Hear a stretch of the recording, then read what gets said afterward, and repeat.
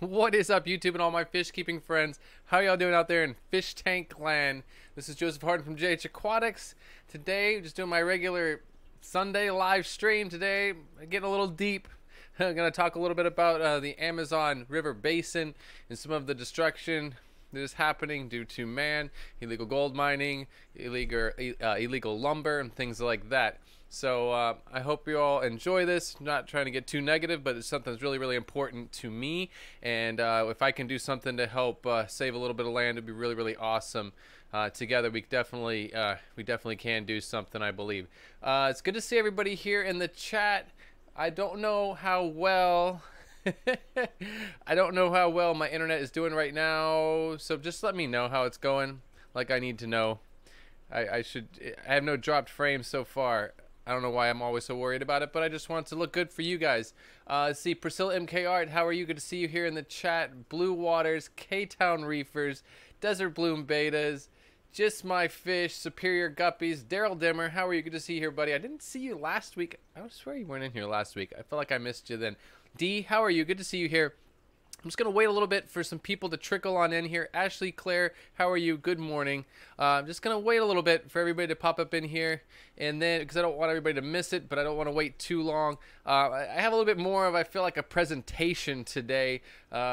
Something that's just really, really important to me. I wanted to go over a couple of different websites, some information that I've collected, some information that's been shared with me through other friends of mine that have taken many trips to Peru and different parts of South America, and just collaborating a lot of information today to share it with you guys. And I have some links in the description. There should be some links to some of these websites that I'm going to be sharing with you, as well as links to a foundation, which is Project Amazonia, which is collecting funds to purchase land. Every $100 that they collect saves 1 acre of land in northern Peru, land that is risks being destroyed by illegal lumber.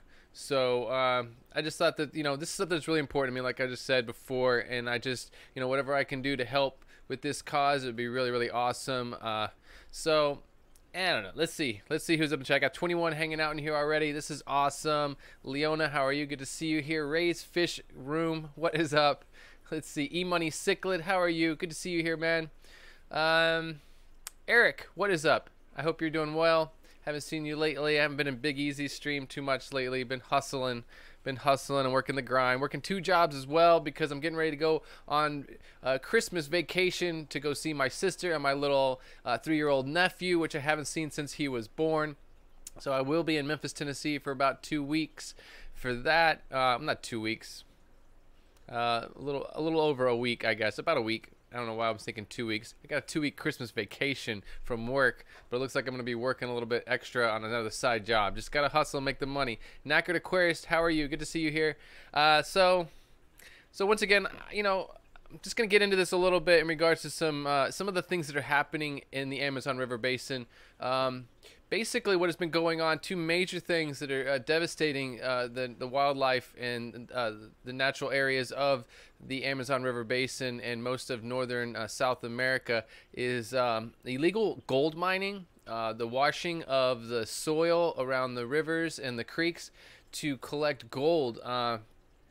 It's one of the #1 reasons why a lot of different fish species have been endangered in a lot of these areas, as illegal gold mining, and then there's also the deforestation due to illegal lumber. A lot of this is being funded by the Chinese and the Japanese and people like that over in Asia, where they're actually funding these different small groups, lots of different little small groups, and having them actually do the work. So basically, there's a couple people at fault here. One of them is the governments. A lot of the governments in these small South American countries keep these people impoverished. One of the things people always say, how do you control a population of people? Keep them hungry.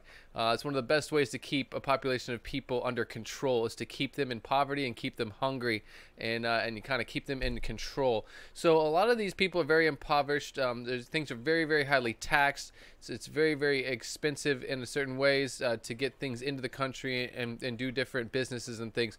So there's a lot of people that are very, very impoverished. impoverished, especially in places like Peru where we were at this last year and earlier this year. And so for that reason, it's really, really easy to get the locals to go out and destroy their own natural environments, to go out and wash gold. I mean, people want to feed their families, and I totally get that. So I don't really put the blame, I don't point the finger, put the blame so much on the locals in these areas, because they're just trying to feed their families. Now, people are very, very uneducated. Is very unfortunate as well. They're very uneducated, and they're not very environmentally friendly. They just don't understand pollution and garbage. And for a lot of these people in these areas, they really do believe that plastic biodegrades and all this stuff just breaks down and just dissolves into nature and turns into dirt like leaves. It's really, really sad. So you do find garbage in a lot of places. I got 33 people hanging out in the chat. I'm going to go ahead and start out with some of this content that I've collected. I do have some images which I collected from, which were shared with me from by Michael Barber, which was he's been working with Go Wild Peru for the last few years. I believe he has resigned from his position at Go Wild Peru as of this month, but he is very much an activist in conservation efforts in South America and northern Peru and stuff like that. So he has shared with me a lot of images that he has been able to take from the air and from the land of different things going on there in Peru. And I'm going to go ahead and switch to that and give you guys a little slideshow of these images real quick. This here is, you see how red the rivers are there? That is due to the turning up of the soil when they pump this high pressure water into the soil to get the gold out. They're using different chemicals which are releasing mercury. They're using mercury to help separate the sediment from the gold. You see all the garbage here as well. The locals just really don't get it. They don't understand that these things do not biodegrade. And so there, you will find garbage, lots of garbage. When you're in places in the Amazon, you know, there's like 6-7 different Amazon countries in northern South America that are being devastated by these things. Now these are huge chunks of lumber here that you're looking at on trucks, and more than likely this is illegal lumber. Most all of the lumber that you see going in and out in trucks is illegal. Not all of it. Some of them have illegal permits, like fake permits and things like that, fake papers, or they just pay off the federal police force there with money and things like that, money in gold or whatever they might have to trade and pay them off with. So that's just an example of some huge timbers there. There's some more. And when we were in Peru, we saw this all over the place. And I have some pictures that I couldn't pull up. I couldn't manage to find them, unfortunately. But some just insane pictures of just, you know, just stacks and stacks of lumber. Lots of different South American hardwoods, which are very well sought after. I work with a lot of these. Unfortunately, I don't know where mine come from. Probably from China. You know, all this wood goes up through out of the country to other places like Bolivia and stuff, and then it makes its way to China. So you see here the water is very silty, it's very turbid, lots of sediment in the water. That only looks like that because of illegal gold mining, and that is really what is destroying the fish populations. They can't survive in that murky water. There's just all the turned up silt. Plus there's high levels of mercury in this water. Whenever we saw water like this, we definitely didn't go looking for fish in these waterways. You know, it was really sad. Here's another example of just pollution, just very sad. Plastic bottles all over the place. People just don't understand. And a lot of their goods there are just cheap stuff from China that the Chinese bring in for them. If you look in the background, all the products hanging there, it's just cheap plastic, Chinese plastic garbage, things that are just non-biodegradable and consumable products that just break after a couple of days or after a couple of weeks. Really sad. Here's a map here. I have some more maps that you guys can look at through some of the links below, but this is a map of all the areas. These are just different pockets of illegal gold mining and lumber that are occurring over 2,000 different points in about 200 different locations of illegal mining that are occurring throughout 6 different South American countries. It's just really pretty emotional, especially when you see it in person. These are some of my images. This is a road that we were on. We actually had to pay taxes. This was a back road that was kind of like a road for illegal lumber lumber harvesters. They would you know, you have to pay taxes to go down this back road. This is a way that they could smuggle lumber through the jungle from one kind of region to another, and we were paying taxes just so that we could get to this creek right here so we could look for fish. This is a howler monkey. Here are some images that I have of baby howler monkeys. The illegal gold miners actually would kill the mothers for food when they're in the jungles, because they're very poor people as well, so they're just they're eating what they can. They would literally kill the mothers, and then sometimes I saw these where people would actually taking in and adopting these baby howler monkeys and rearing them up until that they were, you know, they're big enough to take care of themselves. So I could literally pet this monkey, and I took some. I have a whole bunch of pictures, but these are just a few of them. This is just a, you know, baby howler monkey. Really cute little guys, but once they, you know, they're can be dangerous too. They got a good bite if you upset one of these guys. They had one of them chewing on my shoe at one point. Kind of spooked me out. I thought they're going after my leg next, but they're just playing. They're little babies. But eventually they'll take off into the woods and take off on their own eventually. Here's just another image of just really turbid red water from all of the clay that's been turned up. And all this water you're looking at here is all completely devastated and tainted with mercury, which is, it's real bummer. Bummer, that's for sure.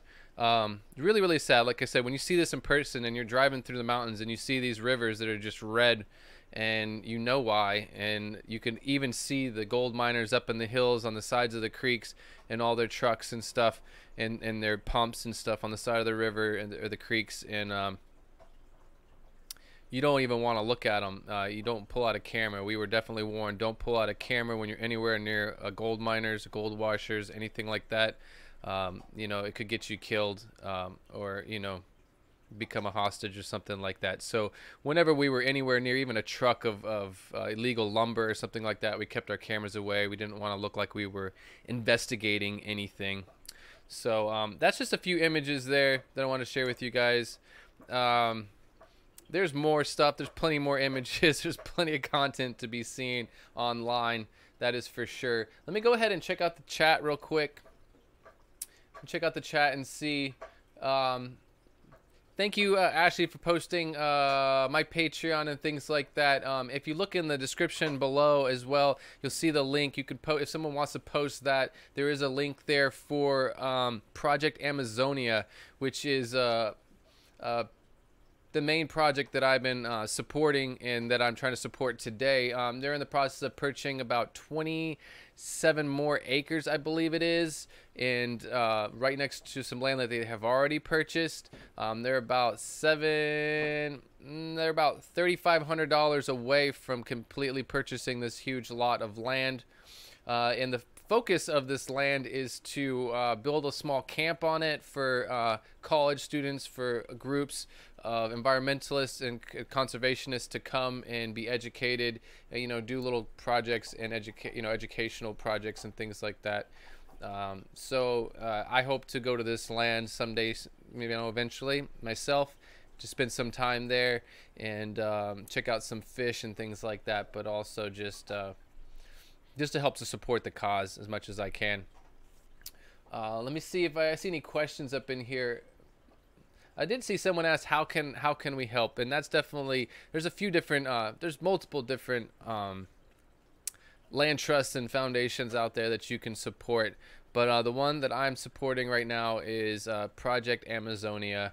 And like I said, they're the first link in the description below. I usually don't put links going out from YouTube to other places, but this is just so much important. It's so important to me. I can't help myself. It's really important to support this cause for sure. You know, and it really hit me personally seeing it in person. It was very, very unfortunate. And I don't see it ending anytime soon without some really strong support from a lot of people. There's some very big powers at play here, making this stuff happen and continuing this. And the governments are definitely involved. That's for sure. They're being paid off by the Chinese, the Peruvian government, the Bolivian government, Colombian government. A lot of those places, they're actually just being paid off to keep their mouths shut and just let it kind of happen, hush hush. So that's just a little piece here. I also want to share with you, let me go ahead and do boom screen capture. We'll go, this is a PowerPoint. I didn't know how to get these images out of the PowerPoint, but this is a PowerPoint presentation. I don't know why that's going to happen there. This is a PowerPoint presentation that was created by Devin and Michael Barber with the Potomac Valley Fish Association. I don't know the exact association. It's at the end of here, I'll remember. But the name of this forest reserve that they're setting up is called the Santa Cruz Forest Reserve and Research Station. And there's different areas here that they have purchased already, and then there's some other areas that they're looking to purchase. Here's Dr. Devin Graham. He's the president and the scientific director of Project Amazonia. He's an awesome gentleman, and I have not met him personally yet, but I definitely look forward to meeting this guy. I have a feeling that I will meet him in person one day. Here's just an example of a flooded Amazon rainforest. This is an area in northern Peru, but this is just a really basic example. This is what you're going to see in the rainy season in Peru. A lot of these areas, when you go in June and July, you'll be able to walk through here and you're walking along, you know, a bed of leaves and whatnot. But now this turbidness is natural. This is going to be more of a traditional blackwater biotope, Amazonian blackwater biotope, and there's plenty of fish in this water. We did find some locations like this when we were in Peru. If you look at probably one of my third video, we were in areas that were like this, just flooded rainforest, forest, yes. Anyways, this is just a good example of the water levels. Just to give you an example here on the side of this this hill here, this is how high the water levels can get when the forests actually flood. Just some pictures of Amazon rainforest. Here's an example of some of the fish in the area, in this specific area. So different tetra, some I see more tetras, tetracichlids, and some catfish. Just other examples of bugs. We have that spider here in the Virgin Islands. And I don't know, I think that's a microbrachium. I don't know that that is actually a crayfish.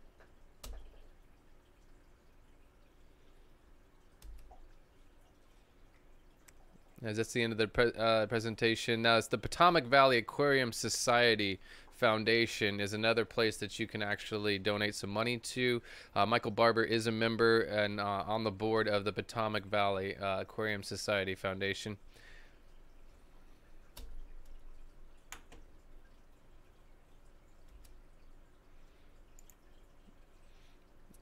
And this is a website here. This is the actual website for Project Amazonia. There is a link for this in the description below. You can go check this out. You can donate money through this website as well. This is a lot of information here and recent news and things like that. Really cool website.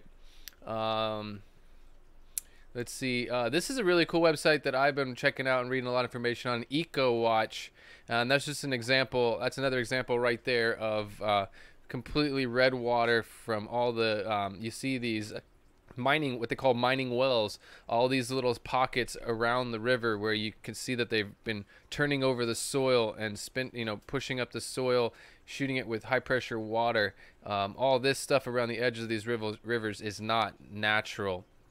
They're basically doing along the river because they can utilize the river from the water from the river to turn up the soil here, and then the water just runs back into the river and just polluting all of this water with mercury.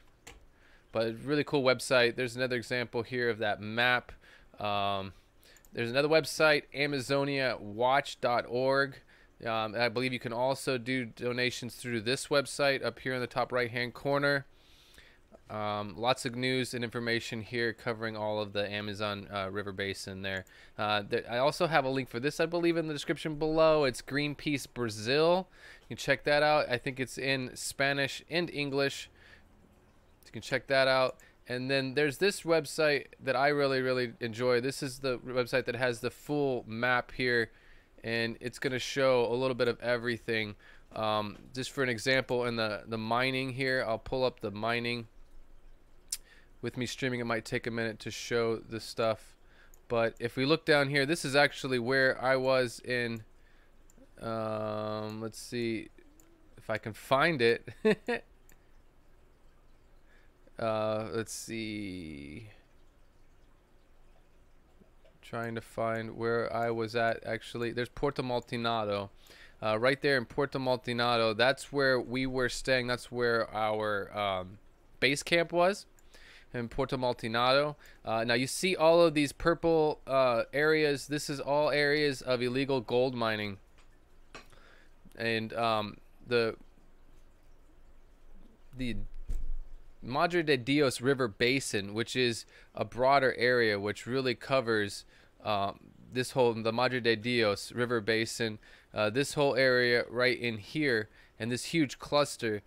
This is probably one of the most heavily mined areas in all of Peru. Out of 245 different mining points in Peru, about 117 to 120 of them take place right along Puerto Maltinado, the Madre de Dios River Basin, and the Tompapata River. And if you guys have checked out the nano blue tetras that I've just got in from Michael Barber, the name of those tetras is the Titocharex tobampatensis, which is named after this river. This is originally where they come from. That's where they get that name. You see here, this river right here, let's see, is the Tampopata, the Tampopata River, which is where the fish gets its name, Tampopatensis. So this whole river, right, you can't even see the river because of all of the mining. So that's one reason why the nano blue tetra is on the red list. Is just it's being, the whole area where it's from, the whole Madre de Dios River Basin is one of the most heavily mined areas in all of Peru. This is just a huge cluster, all these different mines, mining points, mining wells. Here's the Madre de Dios River. It goes all the way back up through here and up into the mountains. So this is a really cool map. If you're really interested in this stuff, it's a really cool map. It shows all of South America, all the different mining points, and other things such as petrol, gas, and deforestation as well. Deforestation's pretty intense. Look at that. That's all just different points of deforestation. I can even just pull the mining off of there, and that's just deforestation all by itself. So pretty crazy stuff. Let me go ahead and get out of here and go back to the main. Anyways, I'm not trying to bore you guys too much. This is just something that's really important to me, and I figured if I'm going to do a live stream today, I really want to just share with you something that's important, and hopefully some of you can have the time and energy to go ahead and donate some funds to this organization. It means a lot to me if you would do that this Christmas holiday. Give back and support and protect these fish in this area, this region. It's definitely very much at risk, and at this point, pretty much all we can do is just buy up the land so that they can't destroy it all. That's for sure.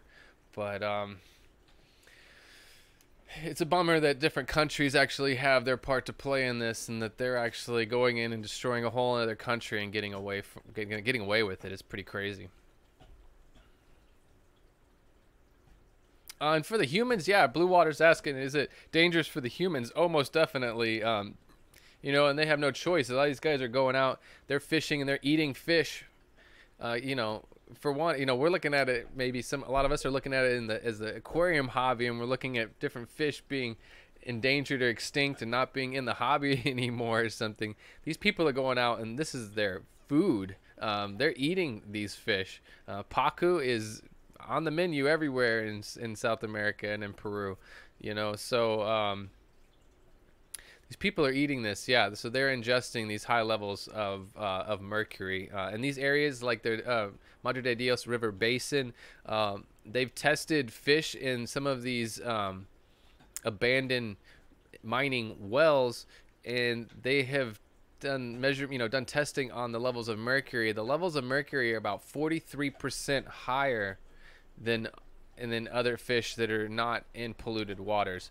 So yeah, there's about a 43% higher chance of getting mercury poisoning from eating fish out of these waterways. It's pretty nasty stuff and pretty sad and unfortunate.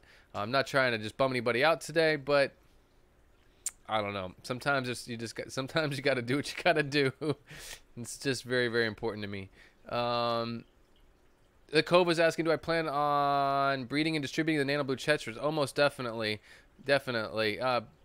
Daryl Dimmer, thank you so much for that $2 super chat. I really do appreciate it. No, yeah, I totally plan on breeding that nano blue tetra as best as possible. I've heard that Dwayne, as of yesterday, his live stream, he got in 20 of them as well, and I think he's down to 3. I don't know exactly what happened there, but I don't know if he put them in water that was a little too much flow or something, or just the pH, or I don't know what, the TDS, I don't know what exactly it was, but something happened with that, and he only has 3 left. I still have pretty much all of mine. I had 1 death in the bag, 1 DOA, and then I also had 1 that died about 2 days later. It just seemed like he was unhealthy and stressed, and so I only lost 2, and then I have a 3rd one that is Madeira. It's a Tetracharax Madeira. It's not actually the same species.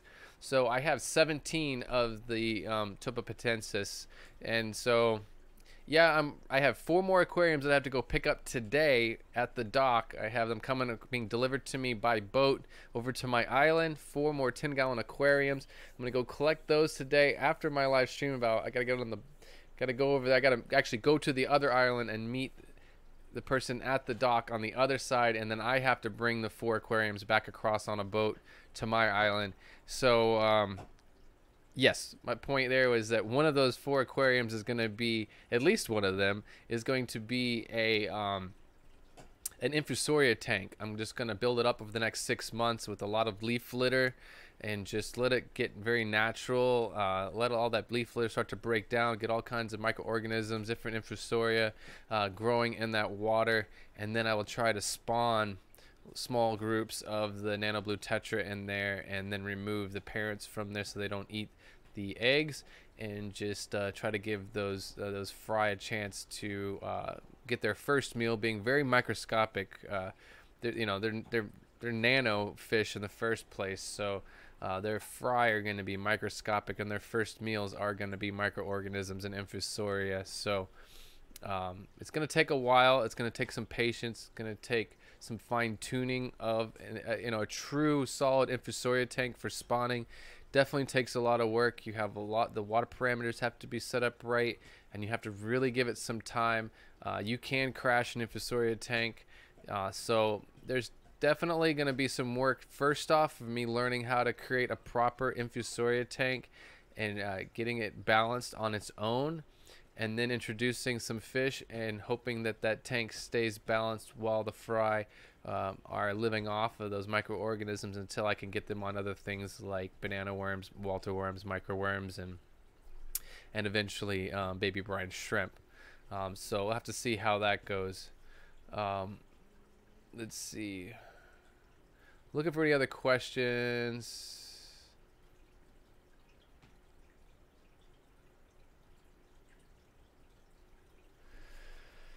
Yeah, the guys, the people out there working are working for pennies. The American dollar is 3.5 to 1 over there. So these people they're working for pennies. They make their average wage is. They make about $500 a month.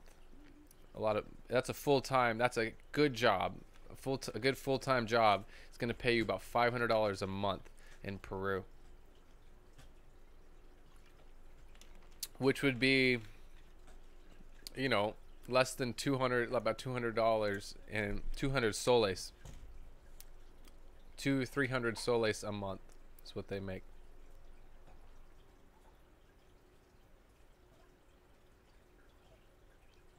I'm not talking because I'm sitting here trying to take a look at the stream real quick.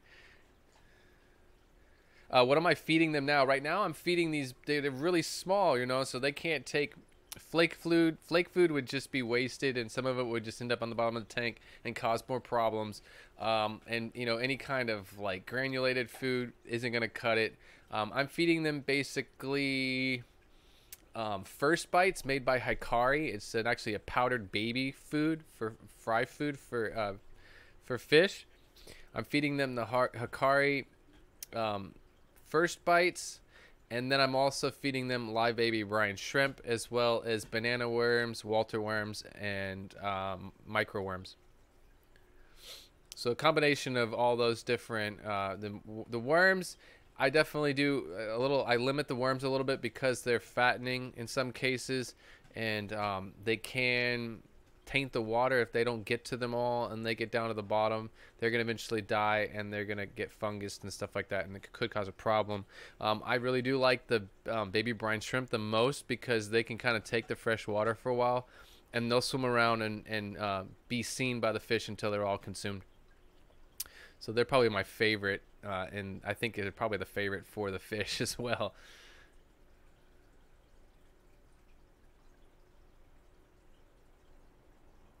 Yes, I'm seeing big question mark. I didn't see the question mark. Ashley. Oh boy. I don't know. What is there anything else that I want to share with you? It was pretty much those two things. There was a little piece of a video. I can share that with you guys really quick. I didn't want to stay on the subject like so long and just make it really, really depressing. I got 40 of you hanging out. I really do appreciate y'all hanging out with me on a Sunday afternoon. You know, this is just, you guys are my fish club. You guys are my fish keeping community. And if there's any of you out there that definitely have the funds to donate the funds, I definitely would, you know, recommend that you donate some money to the Project Amazonia. Help us all to support this cause and get this land purchased up. We're about halfway away from purchasing this I think it's 27 or 28 acres altogether that need to be purchased, and then everybody can start working on the process of creating a small like self-sustainable camp with solar system and whatnot, so photovoltaic solar electricity. That'd be really cool. And I hope that one day I'll be able to travel down there and visit this location and share it with you guys through video content, most definitely. I have been invited, in personal news, I have definitely been invited to a lot of really cool places. But let me go ahead and show this video just to get it out of the way, because I posted it up here in my run of stuff, my scenes here in OBS. This is just a quick video from Devin, Dr. Devin Graham, which is the founder and president of Project Amazonia. Let me go ahead and share this with you guys real quick. Ashley Claire just posted the link again in the chat there for the website where you can actually give your donations. Let me go ahead and show this video real quick, and then we'll get back to other stuff. Hi, this is Santa Cruz Forest Reserve, a piece of land that we're looking to acquire very soon. I'm standing on a Ranako tree. All of this back behind me is all part of the same tree. Extends all the way across the little flooded area here. One of the characteristic trees of flooded forest. But this is a special piece of land that's going to add quite a few acres to the protected area that we already have here. There's more and more pressure to protect this forest because there's a new road going in not too far away. And so in the near future, probably within 10 or 15 years, most of the existing forest here is going to be gone unless it's protected by organizations like us, Project Amazonas.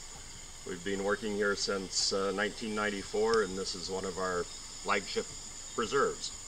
So we're looking to expand the protected area, make this available for students, researchers, visitors, locals, use it as an education center, and save some of the spectacular Amazon rainforest.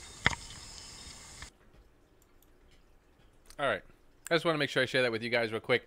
He's a really awesome guy, and he deserves all the support he can get. I know he's got a lot of different school groups and stuff, and environmentalists and conservationists that are helping him along the way, but definitely needs some help. So thank you guys for taking the time to watch that. I don't mean I really don't mean to bore you. Like, I try to balance my content because I know that I can get really nerdy if I wanted to, but I don't think that everybody that watches the stream really wants to go that hardcore and be that nerdy, you know, like wants that kind of content. I don't want to bore people to death, but I definitely want to share with people what I'm passionate about and what I love. Let's see. I do see a couple of questions here in the chat.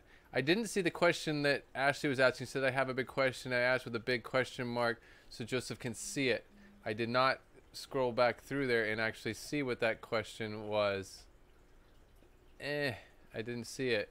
I missed it. So you have to ask me that question again, and I will. Oh, you're saying ask it with a big question mark. I get it, Ashley. I get it. Anyways, the Cove was asking who's going to Aquashella. Yeah, who's going to Aquashella? I will definitely be at Aquashella this year.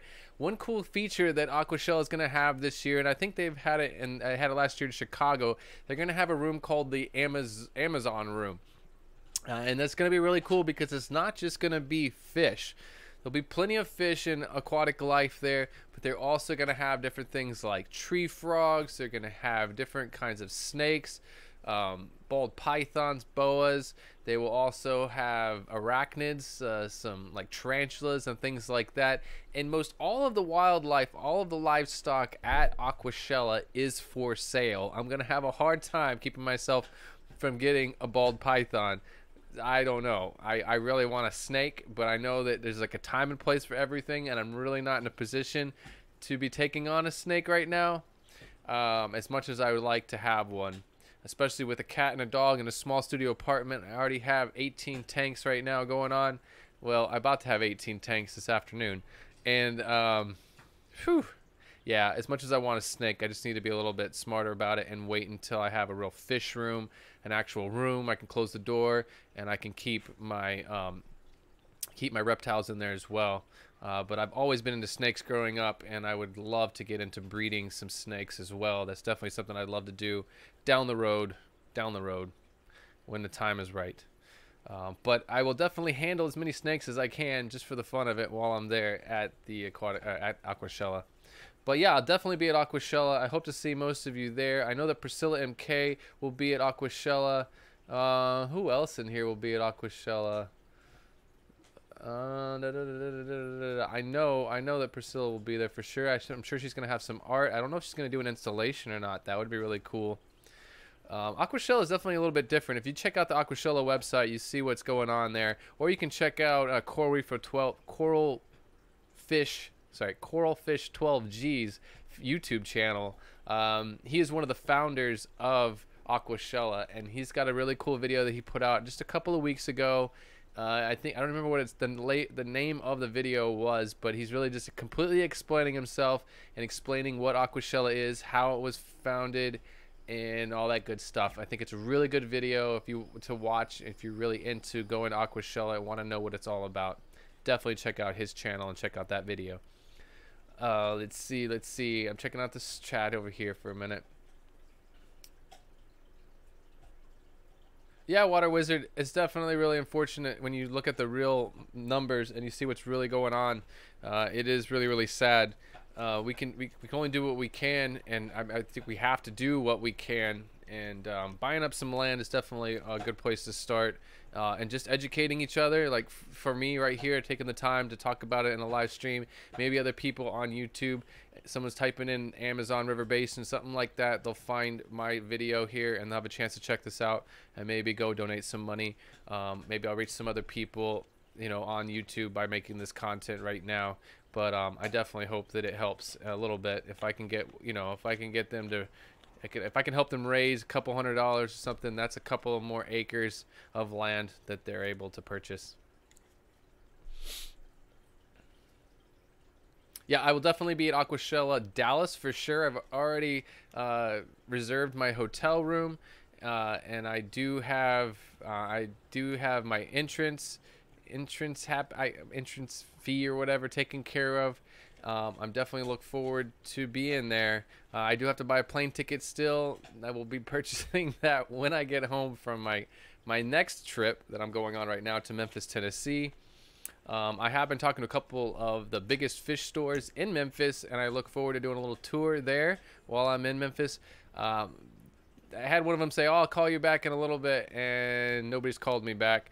I don't think that, they don't really care. They're not taking it very seriously. But I'm gonna give a few do a few calls again today and try to talk to these managers of the two largest fish stores in Memphis. If nothing else, I'm definitely gonna go check out, what is that company? What are the big sporting goods store? I can't think of what it's called. I've been away from the place so long, and all that American stuff. That's what I love about living on the islands. What's that? I don't know. That sporting goods store. You guys, everybody in the chat that's living in America would know what I'm talking about. And huge mecca epic sporting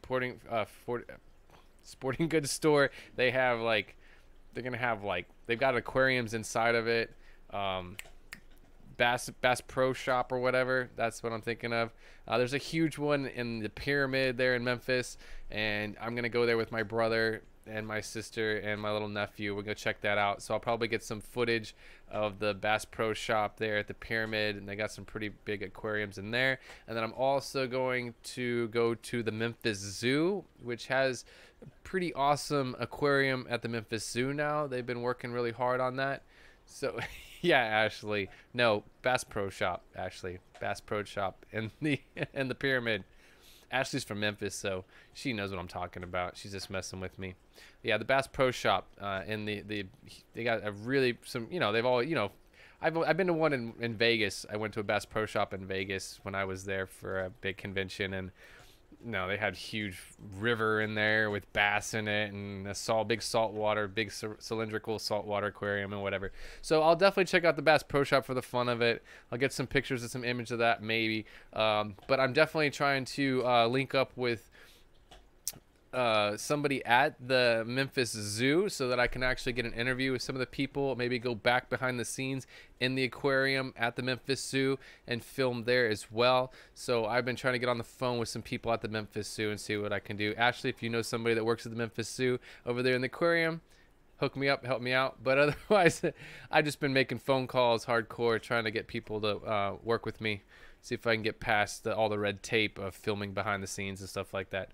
So that'll be really cool. But probably the best footage I'll get besides going to a fish store will be checking out the aquarium at the Memphis Zoo. The Memphis Zoo is a pretty big zoo these days. When I was living there when I was a kid, it wasn't so nice, and the lions, the felines weren't taken care of very well, and so same with the primates and all that, weren't really cared for so well. But they've worked really hard, and they've dumped a lot of money into the Memphis Zoo, and it has really, really become one of the best zoos in the nation at this point. So I definitely look forward to getting you guys some footage of the aquariums there.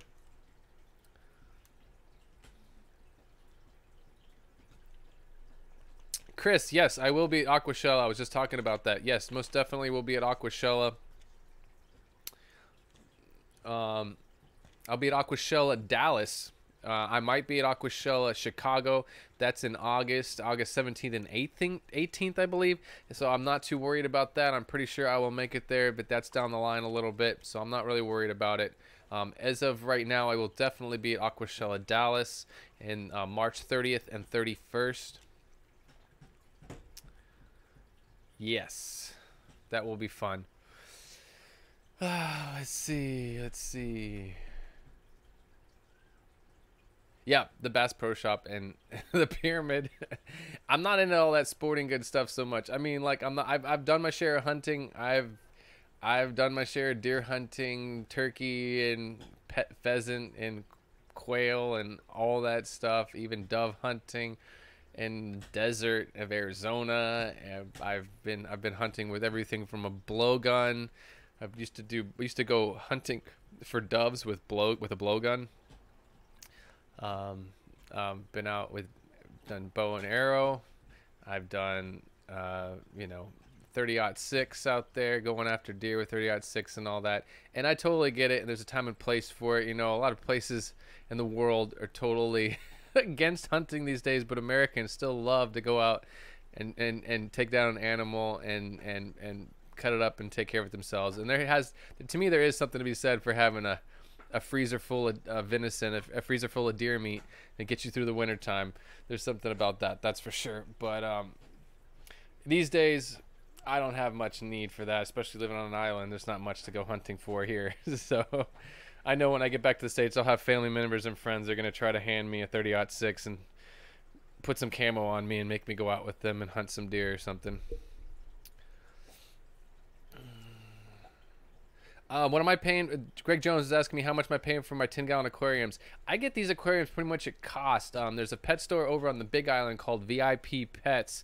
They're really the only real pet. There's a couple of fish stores, pet stores that have aquariums, but he takes the best care out of everybody. He takes the best care of his fish. He really is a good kid. I plan on bringing him a whole bunch of frags back from Aquashella. He's throwing me a couple $100, and I'm going to try to get as many frags back for him as possible. He's big into saltwater. He's got a nice saltwater aquarium himself. But he hooks me up. He gives me costs. I think he adds on like $5 or $10 or something, and I'm totally cool with that. But I'm paying $30 for a 10-gallon aquarium, and I'm okay with that. Honestly, I've paid a lot more for 10 or 20-gallon aquariums. So for me, that's a decent price right now, being on a little island in the middle of nowhere. And he's going to drive the aquariums from his pet store down to the boat dock, and I'm going to take a boat across from my island to the Big Island, and I'm going to meet him over there at 4 o'clock this afternoon, and I'll exchange tanks and money, and then I get back on the boat with the 4 aquariums and bring them back over to my island. So yes, I have to take a boat ride to go get my aquariums and bring them back on a boat. But that's island life for you. That is island life. But 30 gallons, I mean $30 for a 10-gallon. Some people would say that's a little pricey. Yes, if you're talking about the dollar per gallon sale or something, but that's not an option for me here.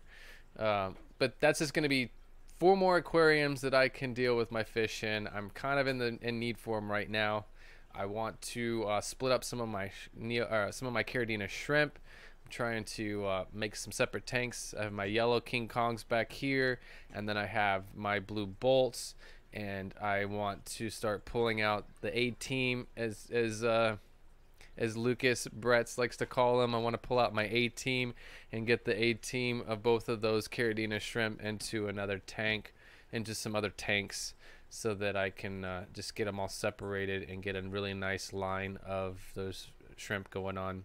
They've been doing really well for me, both of those. And I kind of been breaking the rules. I'm going to do a little bit of a fish room tour after this real quick before I go to the boat and I take off to go collect my fish tanks. I want to do a little bit of a fish room tour because I haven't done anything in like almost a year. I have not done a fish room tour. And that's my fault. I've always been waiting for my tanks to get clean, and they're not going to be clean. So this is going to be my dirty fish room tour. And I'm going to go through here and show you a little bit of everything. But I kind of been breaking the rules with my my Caridina Yellow King Kongs. I was over there and talking with Rob from Flip Aquatics and Lucas Bretz when I was in at Aquatic Experience earlier the last couple of months ago. And they're like, what are you doing? Like, they couldn't believe the parameters that I'm keeping these shrimp at. And, you know, my blue bolts are definitely kept at different parameters. But these Yellow King Kong shrimp are pretty hardy for Caridina shrimp, that's for sure, because they've been handling TDS up to about 400 or 500, 7.2 pH. There is no fluval substrate in there. It's a dirted planted aquarium, and anybody that's really hardcore, any hardcore shrimp breeder, it just like, they're like, stop talking, it hurts my head. I don't know how you're making that work. And I have thousands of shrimp in there. Like, it's definitely not negatively affecting these fish. I mean, these shrimp, they seem to be going crazy. There's thousands of shrimp in there. It's insane. I really need to get rid of them. Actually, I need someone to buy some. I need to get rid of them, but I'm not sending anything from here until the spring. I just cannot do it. By the time things get to the States, it'd be way too cold. I can't put a heat pack in. Things will die on the way there. They'll cook before they leave Puerto Rico. So I have to just wait until spring to ship any livestock out of here.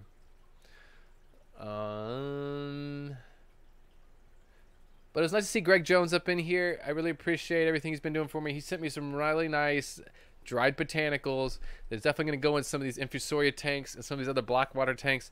One of these 10-gallon aquariums that I'm getting today is going to be another blackwater biotope tank.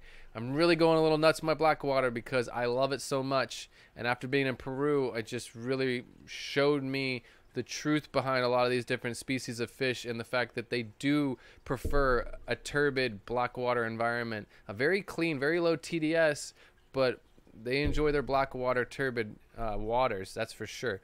So I'm going to make another tank that's a blackwater aquarium with a lot of cool little hiding place, coconuts and other little seed pods and stuff like that. And I'm going to go ahead and take another pair of, just one pair or trio of my Apistogramma rubelliniatus, and I'm going to put them into that tank and try to get them to spawn in there as well. I do want to say some sad, unfortunate news real quick before I have to get out of here. I got about 9 or 10 more minutes.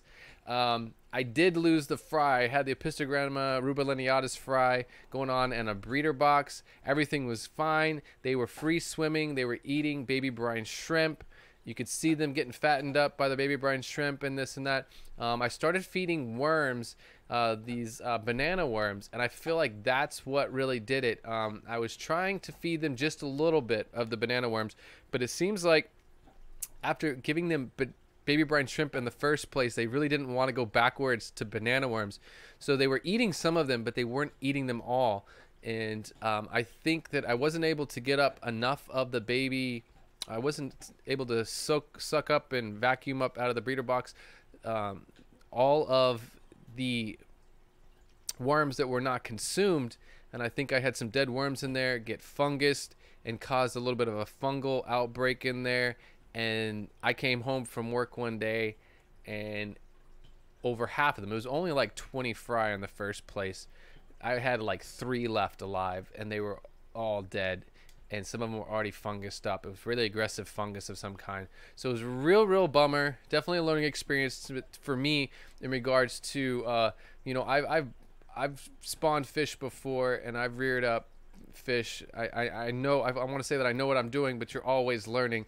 It's definitely really important to keep that breeder box or that aquarium that you got them in as clean as possible, because a little bit of fungus can go a long way when you're talking about sensitive little fry.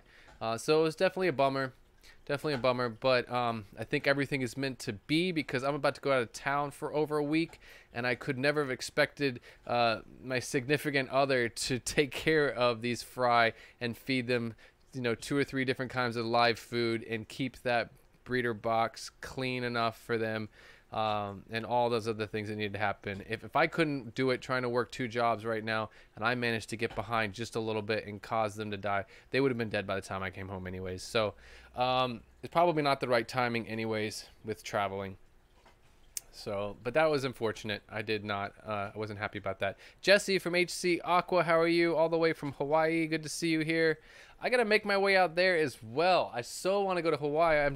Honestly, I've got a lot of people inviting me to different countries, and if anybody ever wanted to donate money to me personally through my Patreon or anything, just know that it's all going towards these kinds of trips.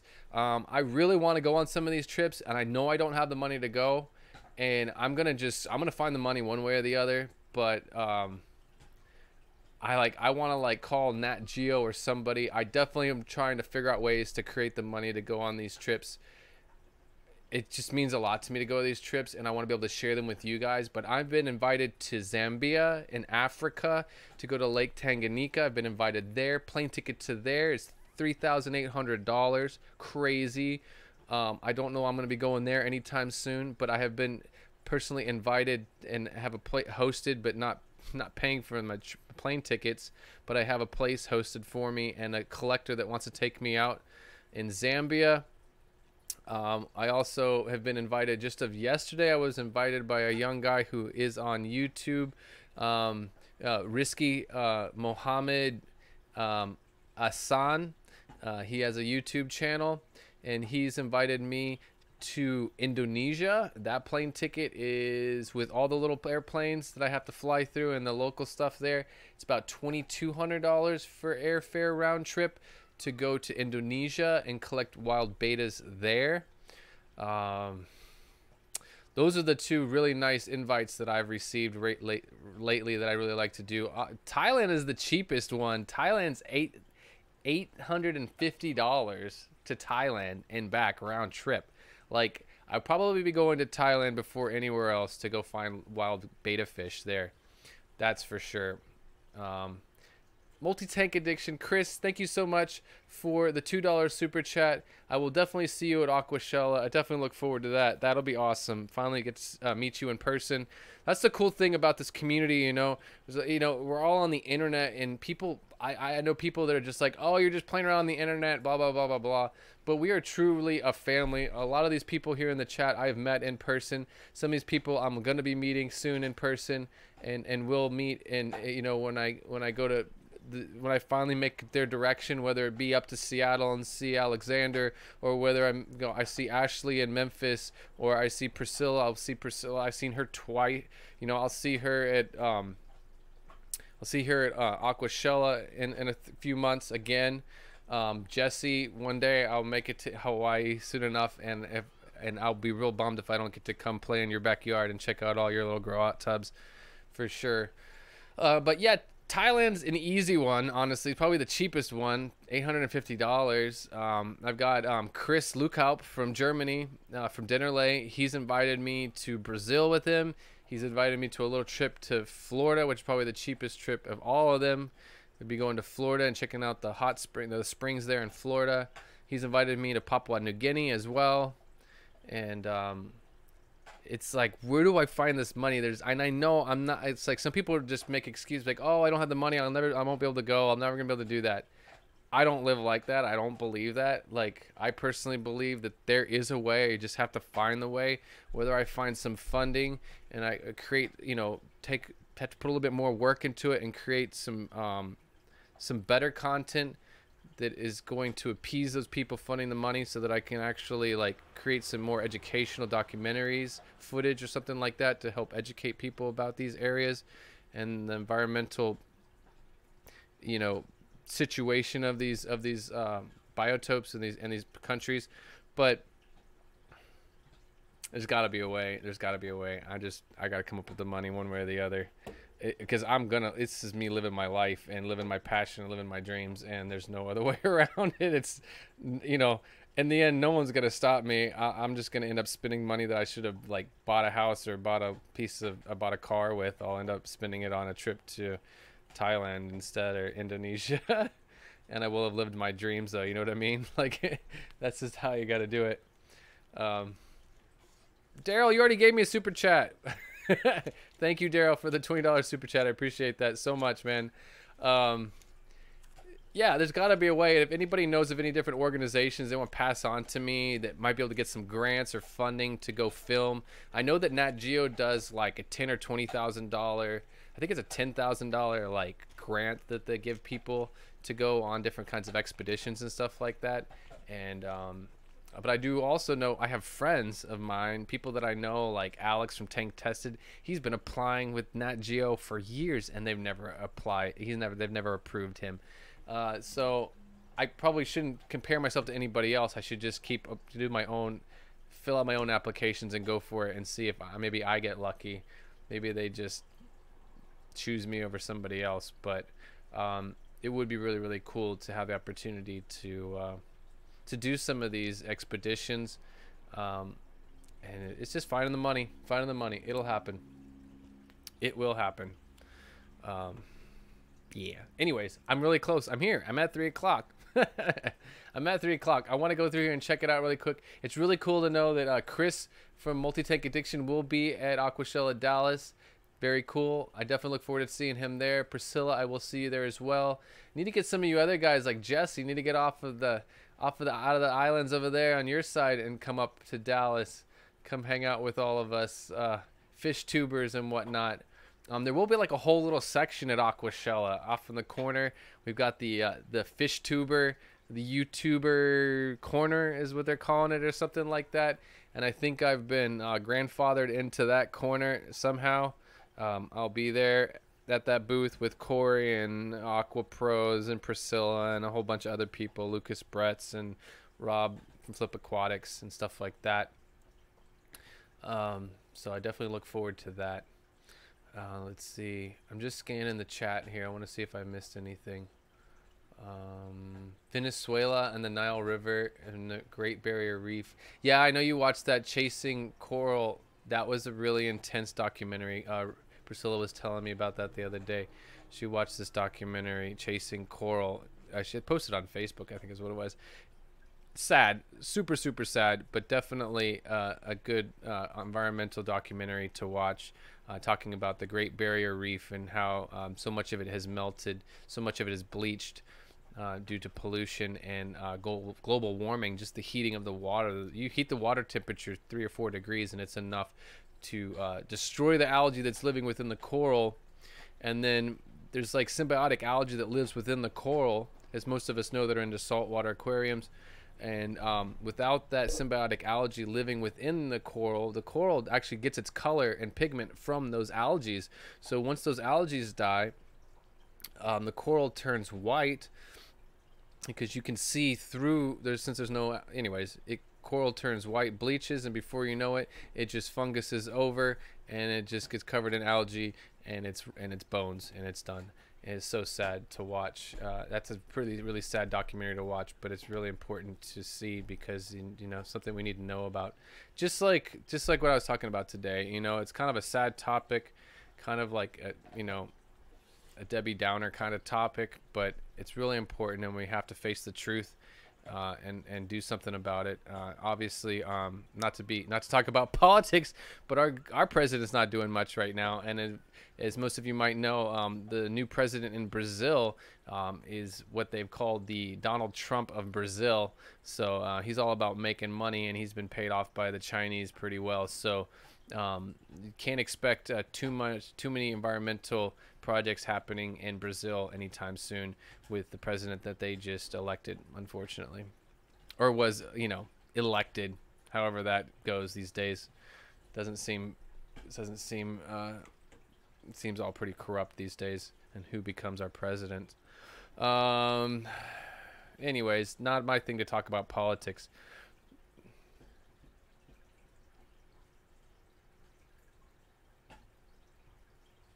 Do you have to have fish? Ashley, no, you don't have to have fish. It's not required that you have fish to hang out in this stream, but you better expect some peer pressure. You better expect some peer pressure, and and that kind of stuff. Chris, you take care. You have a good Sunday. I think if you're streaming tonight, I'll try to catch you later tonight. I definitely miss you. I will always tell you that I miss your Sunday morning live streams. It was definitely something to get me going in the morning, have my coffee, and hang out and do a little trivia. I totally missed that.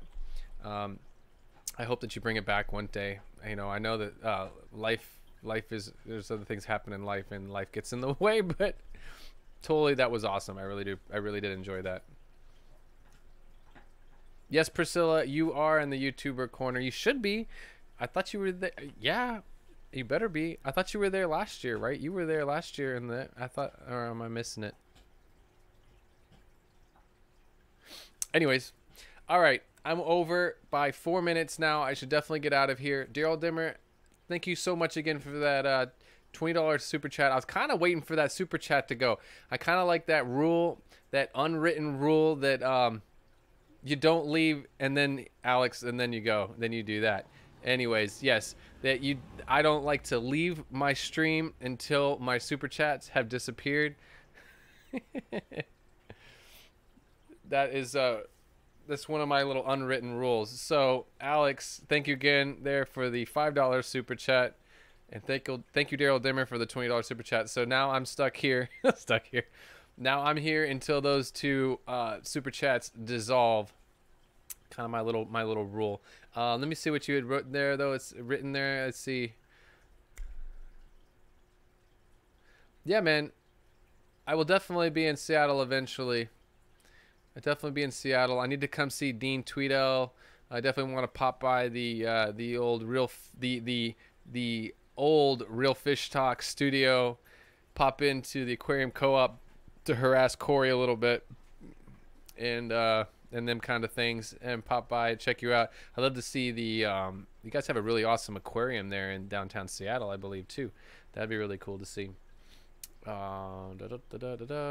Pam's outdoor adventure. Pam's great outdoor adventure. It's good to have you up in here. I don't know if I missed you. I'm sorry that I've missed you. I didn't see you in here earlier, but thanks for popping in. I appreciate it.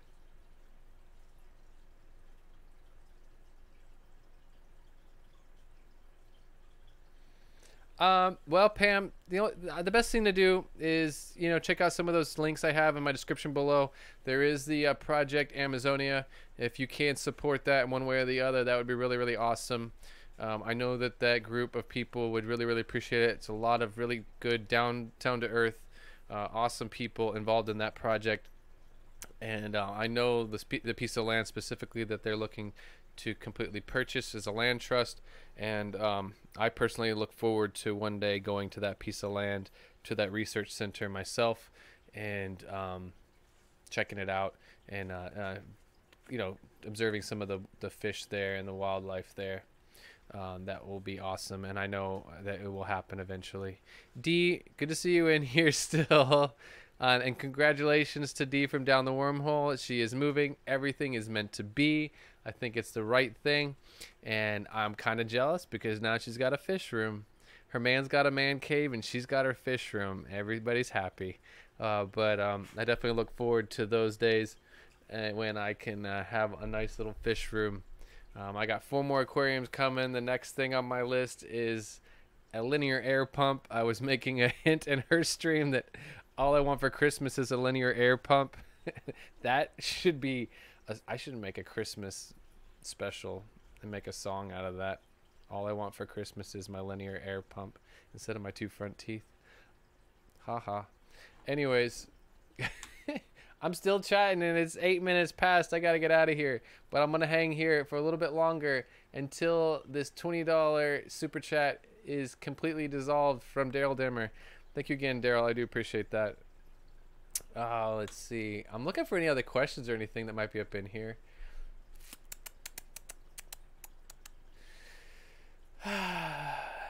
Well, I hope you guys are all enjoying your holiday season. For any of you that are already out of work and kind of having a little bit of vacation already, hope you guys enjoy it. Hope you guys are spending some time with family, and that's all really, really important. And yeah, I got Miss Nova here. She just wants some loving. Hi, Miss Nova. Do you say meow meows? Do you say meow meows? She's like, no, just love me. Just love me.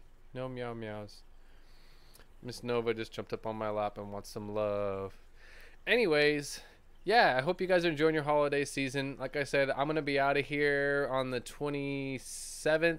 I'm heading out to the U.S. to Memphis, Tennessee, and I'm going to have a bunch of content ready to rock and roll for you guys, posted up and ready to go, so you guys can enjoy that while I'm gone. So I'm hustling hard, batch filming, trying to get it done. And I got 4 more aquariums I'm about to go pick up here in a minute on a boat and get those back here and get those all set up how they need to be set up. We'll see what happens with all that. I'm probably not going to set up too many of those tanks before I leave. I might set up a little infusoria tank or something like that. I might set up a couple of them before I leave. That's more content, I guess, something I can film. But a little blackwater infusoria tank, that's probably that. Memphis isn't ready for me. Nope, they're not. But I'm coming anyways. Huh, Miss Nova? Huh, Miss Nova? Anyways. Oh, and your birthday's on the 27th. Well, happy early birthday, Candy Overhauls. I'll try to remember that. Daryl Dimmer, you take care. You have a good one. Looks like my super chat board is clear, so I can skedaddle out of here. I'm going to go do a quick little fish room tour for you guys. I'm going to edit that tonight, get it out for you guys tomorrow so you guys can check out what I got going on in my fish room right now. All my tanks and you probably see the stack. Well, I'm gonna film that before I go get them. Anyways, so I'll get that going for you guys, and I'm gonna head over and go get these other aquariums on this boat. But thank you guys so much for watching. I really do appreciate it. Thank you to all of you that have supported me all the way through this last year and a half, all my content. I just hit over 500,000 views on my YouTube channel. I'm about 7,500, probably about 750 subs away from 10,000 subscribers. Super stoked about that. YouTube gave me my community tab, so you can see my little stuff on there. But can't wait to hit 10,000 subs and get stories, YouTube stories, so I can share with you guys some of the little stuff when that happens. But thank you guys so much for watching. I really do appreciate it. Thank you to all that are subscribed to me.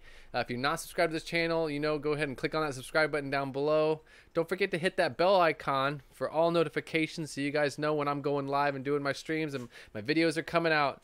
And remember, guys, keep your tanks clean, your fish fed, and have fun.